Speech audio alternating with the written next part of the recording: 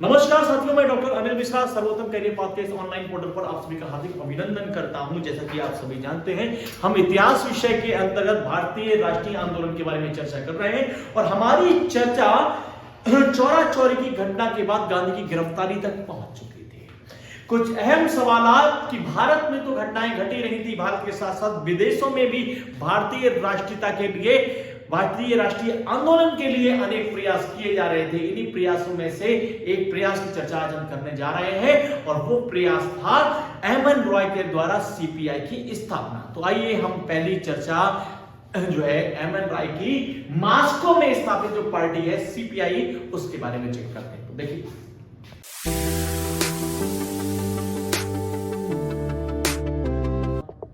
तो देखिए, सीपीआई जिसकी स्थापना मॉस्को में एक भारतीय क्रांतिकारी के द्वारा की गई थी, एक भारतीय कम्युनिस्ट के द्वारा की गई थी, जिसका नाम था मानवेंद्रनाथ रॉय, जिसे इतिहास में एमएन रॉय कहा जाता है। क्या कहा जाता है? M N Roy, M Roy. ध्यान दीजिएगा, इनका नाम है मानवेंद्र नाथ रॉय। ध्यान दीजिए, तो इन मानवेंद्रनाथ रॉय, एमएन रॉय ने जो है वो सीपीआई की स्थापना मॉस्को में की थी। मॉस्को में 1920 में की थी। भारत से मॉस्को में जाकर बहुत सारे क्रांतिकारी और साम्यवादियों का जमावड़ा बन चुका था और वो मॉस्को की टॉलर्स यूनिवर्सिटी से कम्युनिज्म की शिक्षा ग्रहण कर रहे थे और इन्हीं विद्यार्थियों में से एक विद्यार्थी था जिसका नाम था एमएन रॉय, यानी मानवेंद्रनाथ रॉय। इन्होंने भारतीय कम्युनिस्टों के लिए एक पार्टी मॉस्को में स्थापित की जिसका नाम था सीपीआई। तो सीपीआई की स्थापना 1920 में मॉस्को में एमएन रॉय के द्वारा की। एमएन रॉय साम्यवाद से जुड़े हुए थे, एक पक्के कम्युनिस्ट थे और वो एक समाचार पत्र भी निकालते थे जिसका नाम था वैनगार्ड नामक समाचार पत्र मॉस्को से निकाला जाता था, जिसकी भारत में लगभग 300 प्रतियां भेजी जाती थी और ये प्रतियां बड़े गुपचुप तरीके से भारत में आती थी। तो ध्यान दीजिएगा, एमएन रॉय के द्वारा वैनगार्ड नामक समाचार पत्र कहां से निकाला जाता था? मॉस्को से। तो एमएन रॉय मॉस्को से वैनगार्ड नामक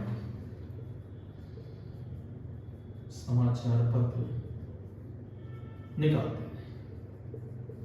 मॉस्को से ये समाचार पत्र निकालते थे जिसका नाम था वैनगार्ड। ध्यान रखिएगा, ये जो वैनगार्ड नामक समाचार पत्र है ये मॉस्को से एमएन रॉय के द्वारा निकाला जाता था और इसकी लगभग 300 प्रतियां गुपचुप तरीके से भारत में आती थी। मॉस्को की टॉलर्स यूनिवर्सिटी से शिक्षा लेकर आ रहे बहुत सारे कम्युनिस्टों को सरहद पर अंग्रेज सरकार के द्वारा 1923 में गिरफ्तार कर लिया गया। 1923 में जब ये पेशावर से होकर भारत में दाखिल हो रहे थे तो अंग्रेज सरकार के द्वारा इन कम्युनिस्टों को गिरफ्तार करके 1923 में पेशावर षड्यंत्र केस चलाया गया। 1923 में पेशावर षड्यंत्र केस प्रारंभ हुआ। ध्यान दीजिएगा, ये पेशावर षड्यंत्र केस क्या है कि अमेरिका की टॉलर्स यूनिवर्सिटी से कम्युनिज्म की शिक्षा ग्रहण करके लौटने वाले भारतीय कम्युनिस्टों को पेशावर में 1923 में गिरफ्तार किया गया और उसके बाद उन पर जो केस चलाया गया उसे इतिहास में पेशावर षड्यंत्र केस यानी पेशावर कॉन्स्पिरेसी केस के नाम से जानते हैं। इसके बावजूद भी कुछ भारतीय कम्युनिस्ट भारत की सीमाओं में दाखिल हुए और दाखिल होने के बाद ये कानपुर के मिलों में सक्रिय हो गए। खास तौर से इन्होंने कानपुर के मिलों में जाकर मजदूरों के आंदोलनों को संगठित किया। उनके अंदर कम्युनिज्म की भावनाएं आरोपित थी और धीरे धीरे कानपुर के अंदर साम्यवादियों का एक मजबूत गढ़ बन गया, जिसकी लगातार सूचना अंग्रेज सरकार के पास पहुंच रही थी और अंग्रेज सरकार ने इन साम्यवादियों को गिरफ्तार करने की योजना बनाई और 1924 में कानपुर में इनको गिरफ्तार करके इन पर एक मुकदमा चलाया गया जिसे हम कानपुर षड्यंत्र केस या बोल्शेविक षड्यंत्र केस के नाम से जानते हैं। तो कानपुर षड्यंत्र केस कब हुआ? 1924 ईस्वी में कानपुर षड्यंत्र केस या बोल्शेविक षड्यंत्र केस। ध्यान दीजिएगा, बहुत इंपॉर्टेंट है।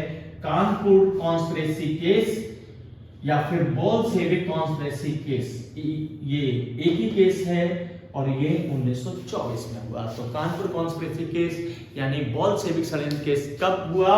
1924 में।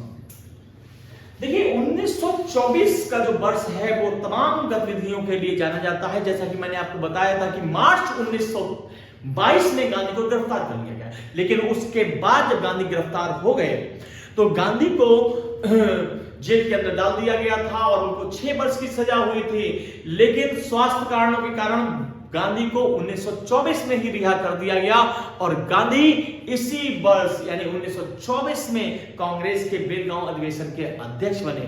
गांधी ना तो इससे पहले कभी कांग्रेस के अध्यक्ष बने, ना ही इसके बाद। गांधी 1924 में बेलगांव अधिवेशन के अध्यक्ष बने। बहुत अहम क्वेश्चन है परीक्षा की दृष्टि से कि गांधी किस वर्ष कांग्रेस के अध्यक्ष बने? तो गांधी 1924 ईस्वी में जेल से रिहा कर दिए गए, जेल से रिहा कर दिए गए और 1924 ईस्वी में गांधी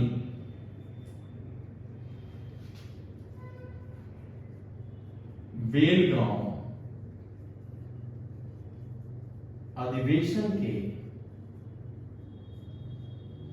अध्यक्ष बने। ध्यान दीजिएगा, बहुत इंपॉर्टेंट क्वेश्चन है कि गांधी किस वर्ष कांग्रेस के अध्यक्ष बने? तो गांधी 1924 में कांग्रेस के अध्यक्ष बने और गांधी का ये एकमात्र अधिवेशन है। ना तो गांधी इससे पहले कभी अध्यक्ष बनते हैं और ना ही गांधी इसके बाद कभी बनते हैं। 1924 में बंगाल से आने वाले कुछ क्रांतिकारी भी उत्तर प्रदेश में अपनी गतिविधियां बढ़ा रहे थे और खासतौर से उत्तर प्रदेश के नौजवानों से लगातार संपर्क बनाए हुए थे। उद्देश्य एक ही था कि उत्तर प्रदेश के अंदर क्रांतिकारी संगठन की स्थापना करना और क्रांतिकारी आंदोलन को मजबूती देना। और खासतौर से 1924 में कानपुर जो था वो इस समय तमाम साम्यवादी और क्रांतिकारी लोगों की गतिविधियों का केंद्र बना हुआ था और यही बंगाल से आए 2 क्रांतिकारी अनुशीलन समिति के 2 क्रांतिकारी सदस्य, जिनमें से एक का नाम था सचिंद्र नाथ सान्याल और दूसरे का नाम था योगेश चंद्र चटर्जी। इन्होंने उत्तर प्रदेश के यानी जो उत्तर प्रदेश उस समय संयुक्त प्रांत के नाम से जाना जाता था, उस संयुक्त प्रांत के तमाम नौजवानों से मुलाकात करने के बाद 1924 में एक पार्टी की स्थापना की जिसका नाम था हिंदुस्तान रिपब्लिकन एसोसिएशन यानी HRA। ध्यान दीजिएगा, इसको हिंदी में हिंदुस्तान प्रजातांत्रिक संघ भी कहा जाता है। तो 1924 ईस्वी में हिंदुस्तान प्रजातांत्रिक संघ की स्थापना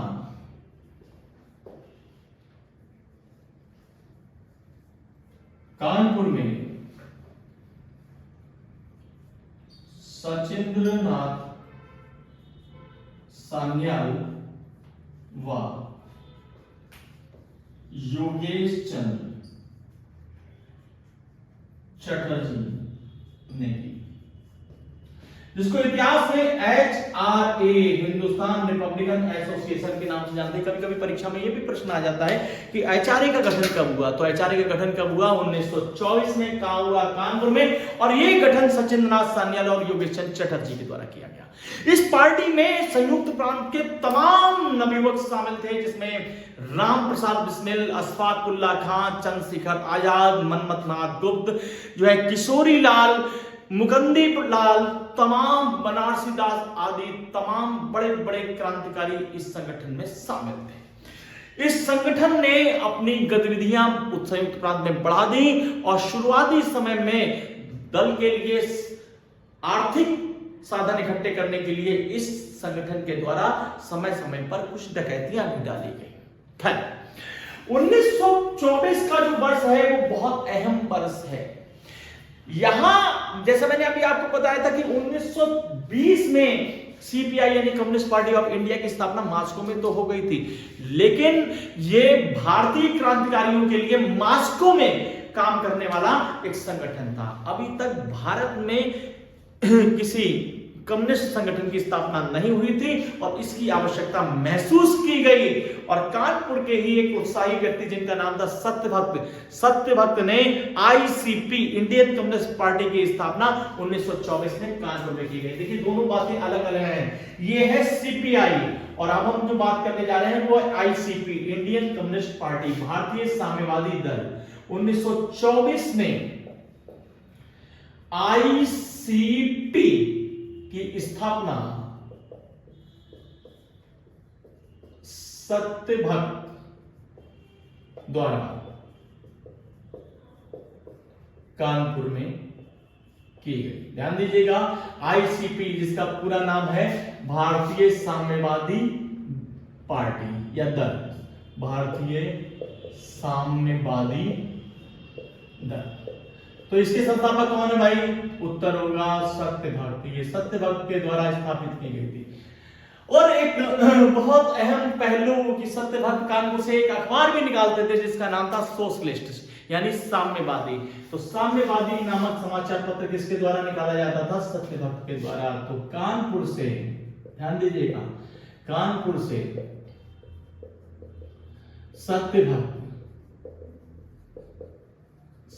साम्यवादी नामक समाचार पत्र निकालते।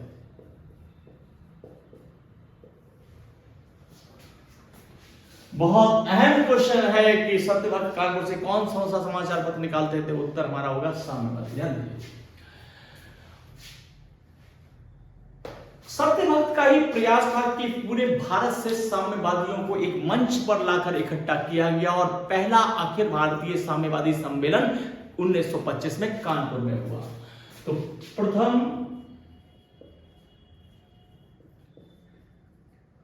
अखिल भारतीय साम्यवादी सम्मेलन का आयोजन कानपुर में सत्यभक्त द्वारा किया गया। और यह इस तरह से सत्यभक्त के प्रयासों से पूरे भारत के साम्यवादियों को एक मंच पर लाकर खड़ा किया गया। यह सत्यभक्त की एक अनोखी पहल थी और इस कार्यक्रम के संयोजक भी सत्यभक्त थे। तो ध्यान दीजिएगा, सीपीआई की स्थापना कब हो रही है? सीपीआई की स्थापना 1920 में मास्को में एमएन रॉय के द्वारा हो रही है। एमएन रॉय मास्को से कौन सा समाचार पत्र निकालते थे? वो वैनगार्ड नामक समाचार पत्र निकालते थे। पेशावर षड्यंत्र केस कब घटित हुआ? 1923 में। वहीं 1924 में कानपुर षड्यंत्र केस या बोल्शेविक षड्यंत्र केस घटित हुआ। दूसरा, गांधी जेल से कब रिहा कर दिए गए? गांधी 1924 में जेल से रिहा कर दिए गए और गांधी 1924 में इसी वर्ष कांग्रेस के अध्यक्ष बने, जिसे बेलगांव अधिवेशन के नाम से जाना गया। 1924 में ही एचआरए हिंदुस्तान प्रजातांत्रिक संघ की स्थापना सचिन नाथ सान्याल और योगेश चंद्र चटर्जी के द्वारा कानपुर में की गई और 1924 में ही भारतीय साम्यवादी दल यानी आईसीपी की स्थापना सत्यभक्त के द्वारा कानपुर में की गई।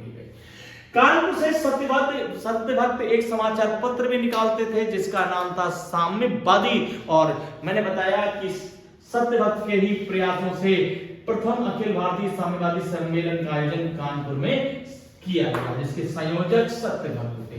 तो देखिए, ये भारतीय राष्ट्रीय आंदोलन के कुछ अहम पहलू। और अब हम जो चर्चा करने जा रहे हैं 1925 की तमाम बड़ी गतिविधियों के बारे में।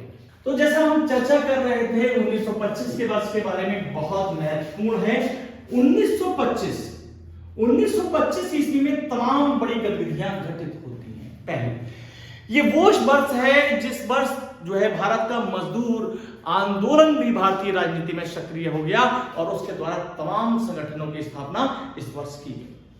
1 जनवरी 1925 को सचिंद्र नाथ सान्याल के द्वारा द रिवोल्यूशनरी नामक पर्चा पूरे उत्तर भारत में बांटा गया।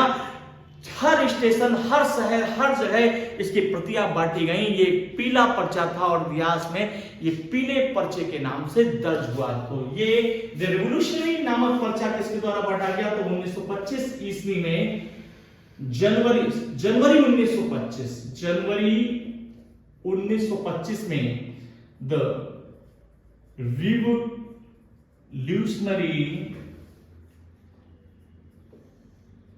नामक पर्चा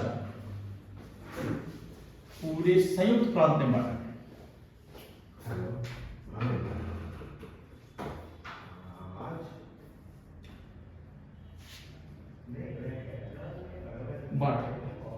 परीक्षा की दृष्टि से बहुत महत्वपूर्ण है कि द रिवोल्यूशनरी के लेखक कौन थे? तो इसके जो लेखक हैं, लेखक सचिंद्र नाथ सान्याल थे। सान्याल, ध्यान दीजिएगा, सचिंद्र नाथ सान्याल। द रिवोल्यूशनरी के लेखक सचिंद्र नाथ सान्याल थे और ये पूरे संयुक्त प्रांत में बांटा गया। इसे इतिहास में पीला पर्चा कहते हैं। पीला पर्चा, ध्यान दीजिएगा, येलो लीफलेट, ये पीले पर्चे के नाम से जाना जाता है। 1925 में ही बंगाल में मुजफ्फर अहमद और काजी नजरुल इस्लाम के द्वारा पहली मजदूर और कृषक पार्टी की स्थापना की। First WPP, workers and peasants party. ध्यान दीजिएगा, 1925 ईस्वी में बंगाल में प्रथम मजदूर व किसान पार्टी की स्थापना मुजफ्फर अहमद व काजी नजरुल इस्लाम ने की। ध्यान दीजिएगा, ये भारत का पहला मजदूरों किसान संगठन था। भारत की पहली मजदूरों किसान पार्टी की स्थापना बंगाल में मुजफ्फर अहमद और काजी नजरुल इस्लाम के द्वारा की गई। मुजफ्फर अहमद यहां से कीर्ति नामक एक समाचार पत्र भी निकालते थे, सॉरी माफ कीजिएगा, लांगल नामक समाचार पत्र निकालते थे। मुजफ्फर अहमद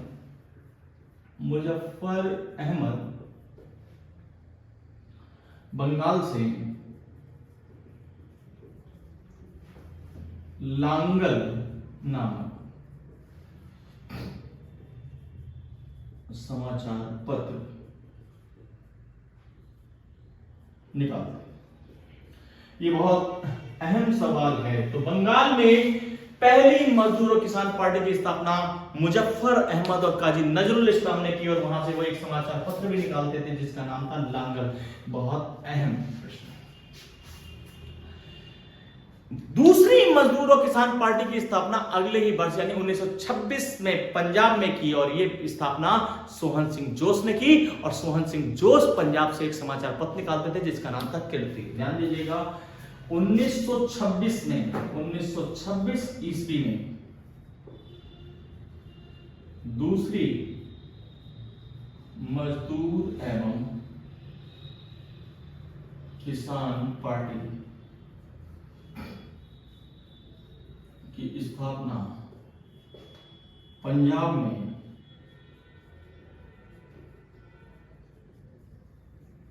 सोहन सिंह जोश ने। बहुत इंपॉर्टेंट है कि दूसरी मजदूर किसान पार्टी की स्थापना 1926 में पंजाब में सोहन सिंह जोश ने की और ये सोहन सिंह जोश एक समाचार पत्र निकालते थे जिसका नाम था कीर्ति। ध्यान दीजिएगा, ये कीर्ति नामक समाचार पंजाब से निकलता था जिसे सोहन सिंह जोश निकालते थे। तो ये कीर्ति नामक, ध्यान दीजिएगा, कीर्ति नामक समाचार पत्र पंजाब से निकलता था जिसे सोहन सिंह जोश निकालते थे। बहुत अहम सवाल है। देखिए, जैसा मैंने आपको बताया था कि 1925 का वर्ष बहुत महत्वपूर्ण है। 1925 में स्वराज पार्टी के संस्थापक देशबंधु चित्तरंजन दास की मृत्यु हो गई। ध्यान दीजिएगा 1925 में ही 1925 ईस्वी में स्वराज पार्टी के संस्थापक देशबंधु चित्तरंजन दास की मृत्यु। स्वराज पार्टी की स्थापना दरअसल 1923 में देशबंधु चित्तरंजन दास और मोतीलाल नेहरू ने इलाहाबाद में की थी। ध्यान दीजिएगा 1923 ईस्वी में स्वराज पार्टी की स्थापना देशबंधु चित्तरंजन दास व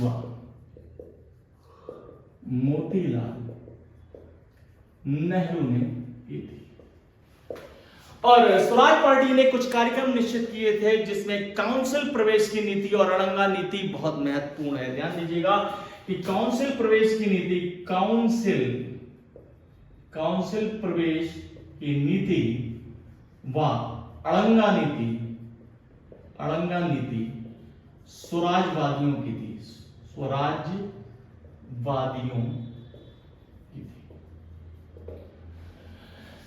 स्वराजवादियों ने यह तय किया था कि हम बड़ी संख्या में चुनकर काउंसिलों में जाएंगे और वहां गतिरोध उत्पन्न करेंगे। इस तरह से बड़े काउंसिल प्रवेश की नीति और अड़ंगा नीति किसकी थी? स्वराजवादियों की थी। और एक अहम सवाल और 1925 में ही आरएसएस की स्थापना विजयदशमी के दिन नागपुर में डॉक्टर हेडगेवार के द्वारा की गई। 1925 ईस्वी में आरएसएस की स्थापना डॉक्टर हेडगेवार ने विजयदशमी के दिन नागपुर में की। तो 1925 का वर्ष जो है वो बहुत महत्वपूर्ण है। 1925 में ही द रिवोल्यूशनरी नामक समाचार पत्र सचिन नाथ सान्याल के द्वारा जो लिखा गया था वो पूरे संयुक्त प्रांत में बांटा गया। 1925 में ही भारत में पहली मजदूर और किसान पार्टी की स्थापना मुजफ्फर अहमद और काजी नजरुल इस्लाम ने बंगाल में की। दूसरी मजदूर और किसान पार्टी की स्थापना पंजाब में सोहन सिंह जोश के द्वारा की गई। देखिए मुजफ्फर अहमद बंगाल से एक समाचार पत्र निकालते हैं जिसका नाम है लांगल, और कीर्ति नामक समाचार पत्र पंजाब से निकलता था जिसे सोहन सिंह जोश निकालते थे। और 1925 में ही देशबंधु चित्तरंजन दास जो कि स्वराज पार्टी के भारत में संस्थापक थे उनकी मृत्यु हो गई। स्वराज पार्टी की स्थापना 1923 में इलाहाबाद में मोतीलाल नेहरू और देशबंधु चित्तरंजन दास के द्वारा की गई थी। देशबंधु चित्तरंजन दास इस पार्टी के अध्यक्ष थे जबकि मोतीलाल नेहरू इसके सचिव थे। इन्होंने तय किया कि हम बड़ी संख्या में काउंसिल में सम्मिलित होंगे और अंग्रेजी सरकार के किसी भी प्रस्ताव का विरोध करेंगे, अड़ंगा नीति अपनाएंगे।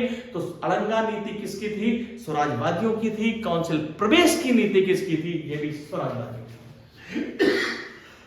जैसे कि मैंने आपको बताया कि 1925 में विजयदशमी के दिन नागपुर में डॉक्टर हेडगेवार के द्वारा आरएसएस यानी राष्ट्रीय स्वयंसेवक संघ की स्थापना की गई। 1925 की जो सबसे बड़ी घटना है वो है काकोरी कॉन्स्पिरेसी केस, काकोरी षड्यंत्र केस, जिसमें 9 अगस्त को 9 डाउन पैसेंजर को लखनऊ से 2 स्टेशन पहले काकोरी नामक स्थान पर HRA हिंदुस्तान रिपब्लिकन एसोसिएशन के क्रांतिकारियों के द्वारा इस ट्रेन को रोक लिया गया और इस ट्रेन से एक बड़ी मात्रा में खजाने को लूट लिया। और इसके बाद जो महत्वपूर्ण केस चला जिसे इतिहास में काकोरी षड्यंत्र केस के नाम से जाना जाता है, इसकी चर्चा हम अगले वीडियो में करेंगे। तब तक के लिए धन्यवाद।